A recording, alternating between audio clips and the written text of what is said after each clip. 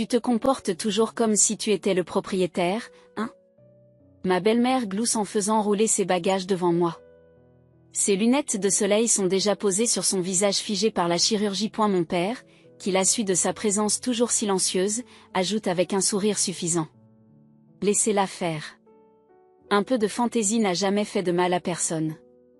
Ils ont ri tous les deux, comme s'ils partageaient une blague interne que je n'étais pas censée comprendre. Je me tenais au bas de l'escalier dans mon sweat à capuche usée, les bras croisés, les observant avec un calme si dangereux qu'il aurait pu se fendre d'un vol. Je n'ai pas cligné des yeux. Je n'ai pas souri. Je me suis contentée de mémoriser leur rire. Puis j'ai dit « Bon voyage ». Je le pensais vraiment. Car c'était la dernière fois qu'ils franchissaient cette porte et croyaient que c'était leur maison. La porte d'entrée s'est refermée avec un clic sonore et définitif. J'ai expiré et j'ai souri. Non pas parce que j'étais libre, mais parce que la dernière pièce de mon plan venait de se mettre en place. 6 ans.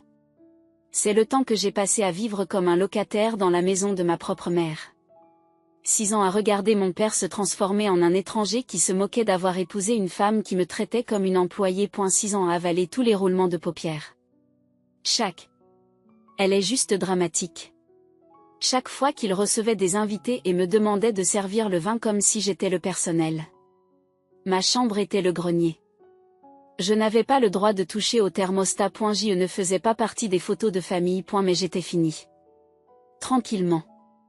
Et vous seriez surpris de voir ce qu'une fille tranquille peut faire quand personne ne la regarde. Dès que leur voiture a tourné au coin de la rue, j'ai fait vite. Je me suis dirigée directement vers le bureau en bas. L'ancien studio de ma défunte mère était devenu l'espace de méditation de Patricia. Elle l'avait rempli de cristaux, de faux tapis beaux et de bougies qui sentaient la pourriture. Mais ce qu'elle n'avait pas réalisé, c'est que les planches sous l'étagère étaient creuses. Et sous elles, j'avais caché l'acte original de la maison. À mon nom. Oui. À mon nom. Avant de mourir, ma mère avait réécrit le testament. Elle savait. D'une certaine manière, elle savait ce qui allait se passer. Et 2 semaines avant son dernier séjour à l'hôpital, elle l'a officialisé. Si quelque chose lui arrivait, la maison était à moi. Pas celle de papa. La mienne. Mais je ne leur ai jamais dit. J'avais besoin d'attendre. Pour le bon moment. Et ce moment, c'était maintenant. J'ai sorti le document. J'ai soufflé la poussière et j'ai appuyé mes doigts tremblants sur le papier. Une vague de chagrin m'a envahi. Puissant et brut. Je pouvais encore sentir le parfum de ma mère dans les coins du studio. Je ne m'étais pas laissé aller à pleurer depuis des années. Pas là où il pouvait le voir. Mais là, les larmes coulaient à flots. Non seulement pour ce que j'avais enduré, mais aussi pour le chemin parcouru. Je ne les ai pas expulsés. Je n'ai pas crié. Je n'ai pas envoyé d'avis par l'intermédiaire d'avocats. J'ai fait quelque chose de mieux. J'ai appelé un serrurier. En 2 heures, les serrures ont été changées. Toutes les serrures. Ensuite, j'ai emballé leurs affaires, jusqu'aux derniers vêtements, bijoux, sèche-cheveux, cravates et tapis de yoga. Et je les ai fait stocker dans un centre local. J'ai payé pour 6 mois. Je n'étais pas sans cœur. J'étais juste précise. J'ai laissé une carte dans la boîte aux lettres avec l'adresse de l'entrepôt. Et une phrase écrite au marqueur noir sur l'enveloppe. Elle est propriétaire de l'endroit. Mais la vengeance n'était pas la seule chose à laquelle je pensais. Il y avait des gentillesses à rendre. Le lendemain matin, j'ai ouvert la porte arrière et j'ai invité ma voisine, mademoiselle Clara, une veuve âgée qui avait l'habitude de s'asseoir sous son porche et de me donner des biscuits lorsque je rentrais tard après avoir travaillé 2 fois plus. Je lui ai tendu un panier de provisions que j'avais acheté au marché et je lui ai donné la clé de la véranda. C'est à toi, lui ai-je dit. Pour t'asseoir, te reposer, lire ou pleurer si tu en as besoin. Elle a pleuré. Et m'a serré dans ses bras. Cette nuit-là, j'ai marché lentement dans la maison, pieds nus, laissant le silence se presser contre moi comme une douce couverture. Pour la première fois depuis des années, je me sentais à nouveau chez moi. Pas hantée. Pas froide. Chez moi. Mais l'histoire ne s'arrête pas là. Car 2 jours plus tard, ils sont revenus. Et la scène sur la pelouse ? Disons qu'elle était cinématographique. Ils sont revenus 2 jours plus tôt. J'étais dans la cuisine, en train de verser du café dans ma tasse préférée ébréchée. Celle que Patricia avait déjà essayé de jeter parce qu'elle gâchait l'esthétique. L'air sentait les petits pains à la cannelle et le savon à vaisselle à la lavande. Et pour la première fois depuis des années, j'entendais le gazouillis des oiseaux par la fenêtre ouverte au lieu des interminables playlists de yoga de Patricia. Puis est arrivé le martèlement. Boum, boum, boum. Je n'ai pas bronché. J'ai marché lentement jusqu'à la porte d'entrée. Calme et ancrée comme une femme qui n'avait plus rien à perdre. Et tout à revendiquer. Lorsque j'ai ouvert la porte, ils étaient là, toujours vêtus de la crasse de l'aéroport et de l'indignation, comme s'il s'agissait d'une armure à l'épreuve des balles. Qu'est-ce que c'est? Patricia s'est écriée en tirant sur la poignée de la porte, stupéfaite qu'elle ne tourne pas. Pourquoi ne s'ouvre-t-elle pas? Qu'est-il arrivé aux serrures? Le père était plus calme. Sa voix était basse et tendue. Chérie, ouvre la porte. Ce n'est pas drôle. Je n'ai pas souri. Je me suis appuyée contre le cadre, sirotant mon café comme si c'était le matin le plus décontracté du monde. Bonjour, ai-je dit simplement, tu reviens tôt. Je pensais que vous seriez parti toute la semaine. Patricia a essayé de passer devant moi, mais le peine dormant a tenu bon. Laissez-nous entrer tout de suite. Nous vivons ici.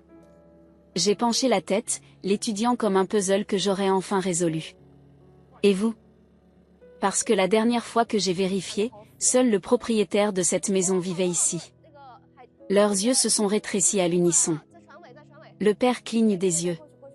Qu'est-ce que tu racontes? Je me suis approchée du cadre de la porte, j'ai pris le dossier que j'avais laissé à portée de main sur la table de la console et je l'ai ouvert.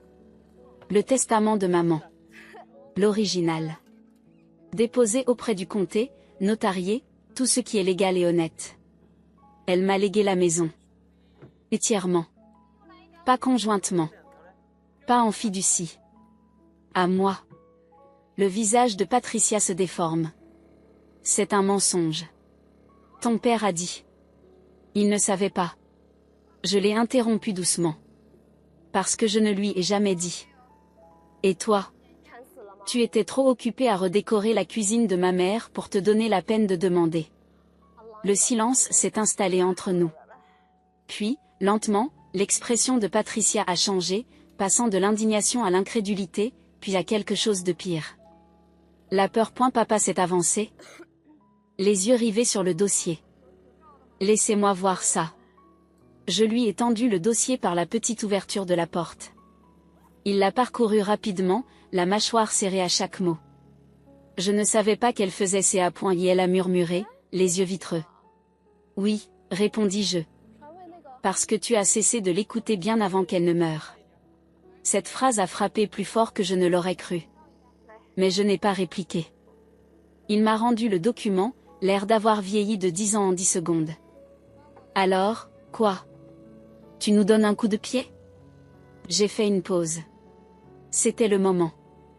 Le moment qui allait définir qui j'étais, pas seulement pour eux, mais pour moi-même. Non, ai-je dit.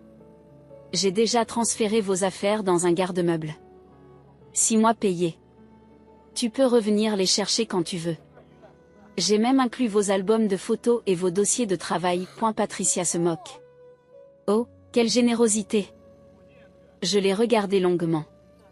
Tu m'as traité comme une invitée dans ma propre maison. J'étais la fille qui faisait votre lessive, préparait votre thé et regardait depuis le grenier pendant que vous organisiez une fête dans la salle à manger de ma mère. Je n'ai pas crié. Je ne me suis pas battue. J'ai juste regardé. Mais maintenant, je me suis souvenu de qui je suis. Et je ne suis pas ta servante. Elle a ouvert la bouche pour argumenter. Mais j'ai levé la main. Je ne fais pas ça pour te faire du mal, continuai-je. Je le fais pour me guérir. Puis j'ai fouillé dans ma poche et j'ai sorti une autre enveloppe. Voici les coordonnées d'un conseiller. Médiation familiale. Si tu veux en parler, un jour, tu pourras l'appeler. Mais pas ici. Pas maintenant. Je l'ai tendue à mon père. Il l'a prise. Silencieux. Puis j'ai fermé la porte. Pas avec un claquement, mais avec pépouin à l'intérieur, mes jambes ont lâché. J'ai glissé sur le sol. Les mains tremblantes. Ce n'était pas la colère qui me consumait. C'était la libération. Pour la première fois, Je me tenais debout dans ma vérité. Mais la véritable histoire ne faisait que commencer. Car lorsque vous vous réappropriez votre vie, vous commencez à voir toutes les vies qui vous entourent et qui attendent elles aussi d'être relevées. Ce soir-là, je me suis rendue à la soupe populaire où je faisais du bénévolat avant que Patricia ne m'interdise de gaspiller l'argent de l'essence pour les pauvres. J'y suis entrée et j'ai été accueillie avec chaleur, par des visages que je n'avais pas vus depuis des mois, par des mains qui se tendaient pour des câlins et par quelques sourires éplorés de personnes qui se souvenaient de moi par leur NOM. Je me suis inscrite pour l'équipe du week-end et j'ai promis d'apporter des couvertures la semaine prochaine. Plus tard, je suis passée devant la maison de Mara, mon ancienne amie d'université. Elle m'a appelé une douzaine de fois cette année, mais je n'ai jamais décroché parce que j'avais trop honte de mon isolement. J'ai frappé à sa porte. Quand elle a ouvert, elle s'est figée. « Tu vas bien ?» Je lui ai chuchoté que ça allait maintenant et je l'ai serré si fort dans mes bras que j'ai failli me casser une côte. Mais la paix n'a pas duré longtemps. 2 semaines plus tard, j'ai reçu un appel de mon père. Il séjournait dans un motel. Il avait l'air différent. Il tremblait. Fatigué. Seul. Je ne savais pas, répétait-il. Je ne savais pas qu'elle te traitait comme ça. Il y a eu une pause. Puis, doucement, il a ajouté, je t'ai laissé disparaître. Je pensais que tu allais bien, parce que tu ne te plaignais pas. Mais je vois maintenant que ce n'est pas ce à quoi ça ressemble. Je ne lui ai pas pardonné. Pas encore. Mais j'ai écouté. Parce que parfois, la vengeance n'est pas le feu. Parfois. C'est le silence brisé par la vérité. J'ai rencontré mon père dans un parc près de l'ancienne gare, un endroit calme avec des arbres qui bruissent et des bancs qui s'effacent. Il était assis seul, voûté, fixant le sol comme s'il contenait toutes les réponses qui lui manquaient depuis des années. Lorsqu'il m'a vu, il s'est levé trop vite, comme s'il avait peur que je change d'avis et que je disparaisse. Je ne l'ai pas serré dans mes bras, mais je me suis assise à côté de lui. Merci d'être venu, a-t-il dit, la voix rauque. J'ai acquiescé. Pendant 1 minute, nous n'avons pas parlé. C'est le vent qui parlait, nous frôlant comme un fantôme d'une autre vie. Je ne sais pas par où commencer, a-t-il finalement murmuré. Commence par le pourquoi, ai-je dit. Et elle avait l'air confus. Pourquoi as-tu laissé faire? Lui ai-je demandé. Pourquoi ne m'as-tu pas protégé? Ses yeux se sont mis à briller. Après la mort de ta mère? Je ne savais pas comment être un père pour une fille en deuil. Je ne pouvais même pas être un mari pour une femme mourante. Je me suis retirée émotionnellement. Je pensais que si je me remariais et que les choses redevenaient normales, la douleur disparaîtrait. Je suis resté silencieux. Je ne savais pas que Patricia serait aussi cruelle, a-t-il ajouté. Je me suis tournée vers lui. Tu ne voulais pas savoir. Il a dégluti. Tu as raison. Ce n'étaient pas des excuses. Pas vraiment. Mais c'était ce qui se rapprochait le plus d'un homme qui ne pleurait jamais aux enterrements. Ta mère me manque, a-t-il murmuré. Tous les jours. Et je me déteste pour la façon dont j'ai géré tout ce qui s'est passé après. J'ai détourné le regard. Je ne l'ai pas seulement perdu, ai-je dit. Je t'ai perdu aussi. Elle a baissé la tête. J'essaie, a-t-il dit calmement. Je ne m'attends pas à ce que tu me pardonnes. Je veux juste. Je veux te connaître à nouveau. Si tu me le permets. Je me suis levée. J'ai brossé les feuilles de mon jean. Je ne suis pas prêt, ai-je dit honnêtement. Mais je vais y réfléchir. Ses épaules se sont affaissées avec un étrange mélange de soulagement et de tristesse. En m'éloignant, je ne me suis pas sentie victorieuse. Je me sentais humaine. Et c'était suffisant pour l'instant. Les jours qui ont suivi ont été remplis de quelque chose de nouveau, de liberté.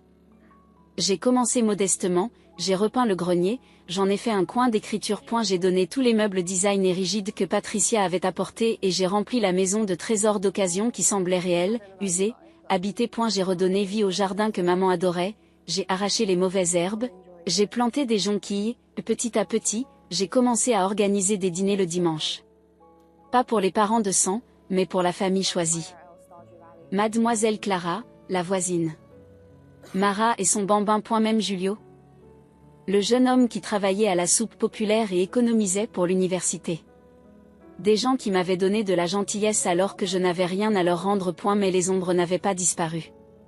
Un soir de pluie, je suis rentrée à la maison et j'ai trouvé Patricia qui attendait sous le porche, sous un parapluie assorti à son imperméable, poli, parfait et complètement déplacé par rapport à la crudité de mon monde.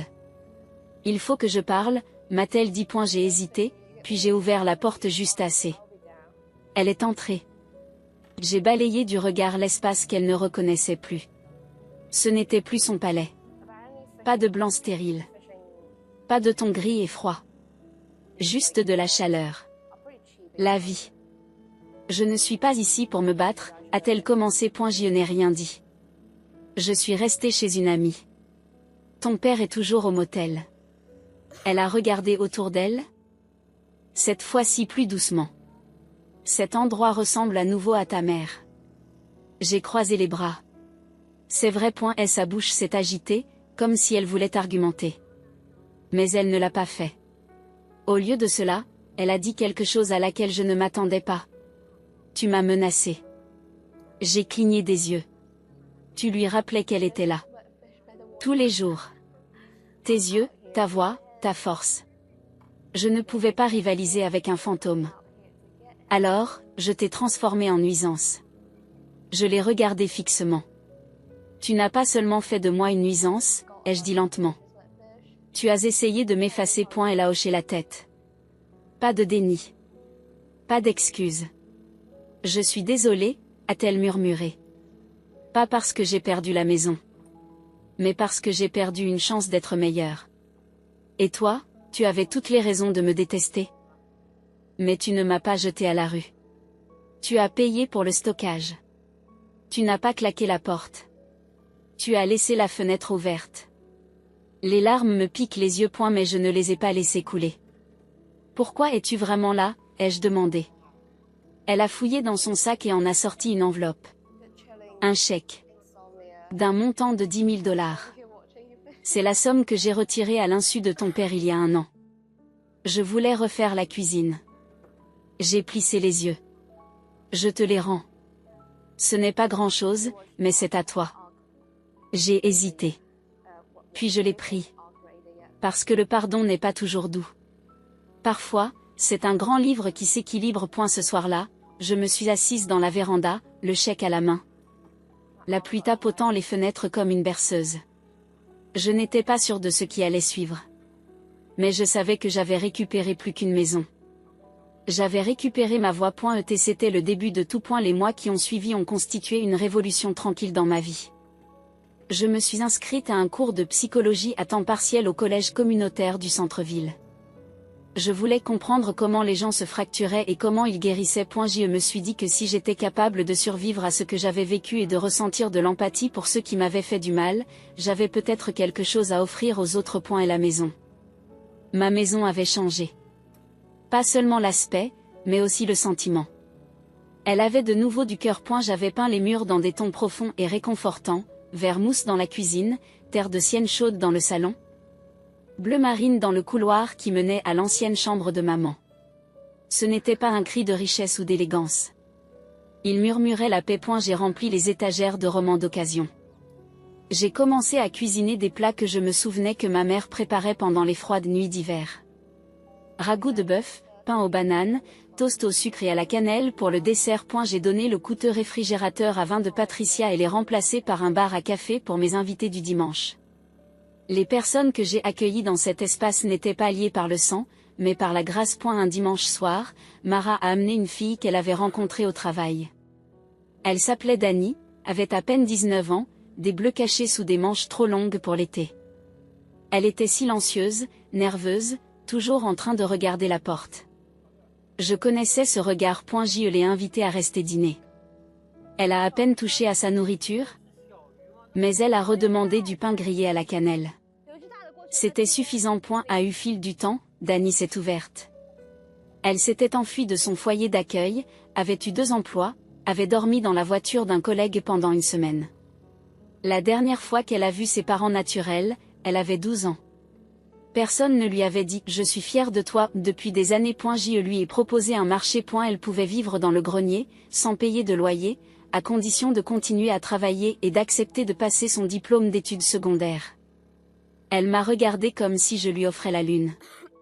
Vous êtes sûr, demande-t-elle. Les gens ne font pas ça comme ça, j'ai souri.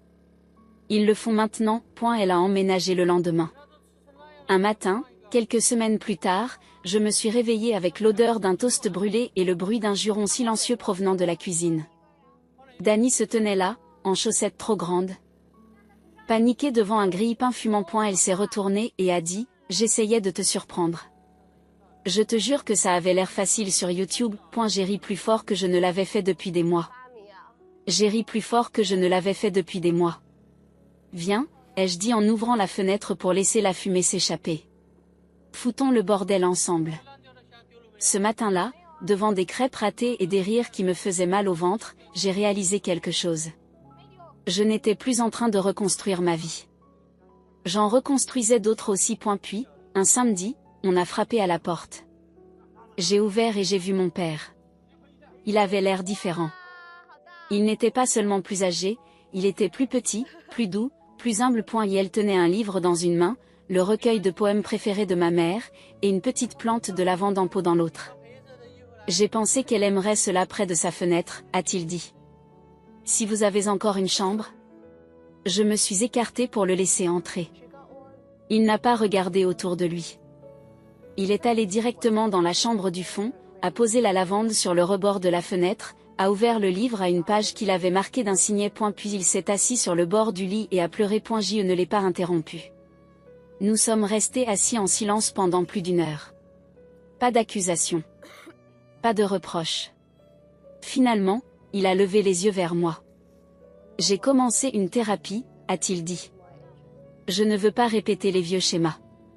Je sais qu'il est tard, mais je suis là maintenant. J'ai acquiescé. Puis je lui ai parlé de Dany, des dîners du dimanche, de Mademoiselle Clara, de la soupe populaire, de la petite communauté que cette maison était devenue. Il m'a écouté, pour une fois, il m'a vraiment entendu. Quelques semaines plus tard, il m'a demandé s'il pouvait m'aider. Je lui ai donc confié une tâche. Réparer le banc de jardin cassé sur lequel maman avait l'habitude de s'asseoir. Il est venu tous les samedis avec une boîte à outils et une détermination tranquille.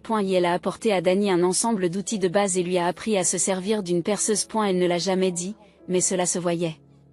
C'était la première fois qu'une figure paternelle la traitait comme si elle comptait. Et moi? Je l'ai regardé se dérouler comme un lever de soleil après une longue nuit amère. Pas parfait, mais possible. Puis vint l'automne. Les feuilles sont devenues orange brûlé et rouge sang, et la maison semblait sortie d'un roman. Et la lumière du porche brillait chaudement le soir, projetant des ombres douces tandis que les voisins passaient et souriaient au rire qui résonnait dans la cuisine. C'est alors que j'ai su qu'il était temps. Le temps de pardonner. Pas d'oublier. Mais de libérer. Par une belle soirée. J'ai réuni tout le monde. Mara, Dany, Miss Clara, même mon père, et j'ai allumé un feu dans le jardin.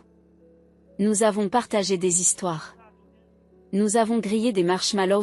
Nous avons parlé de chagrin d'amour, de guérison et de la façon dont les personnes les plus calmes portent souvent en elles les tempêtes les plus violentes. Lorsque tout le monde est parti, mon père s'est attardé.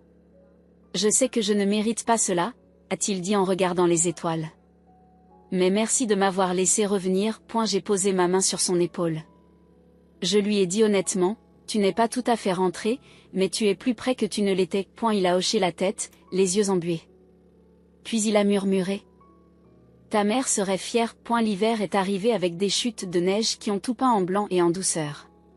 Dany a passé son jet d'. Mara a créé une petite boulangerie avec quelques recettes que nous avons testées dans ma cuisine. Mademoiselle Clara a transformé la véranda en une mini-bibliothèque grâce aux dons du voisinage. Et moi? J'ai reçu une lettre. Une bourse. Des frais de scolarité partiels pour étudier à plein temps et poursuivre ma carrière de conseillère. Je me suis assise à la table de la cuisine, tenant cette lettre, les mains tremblantes.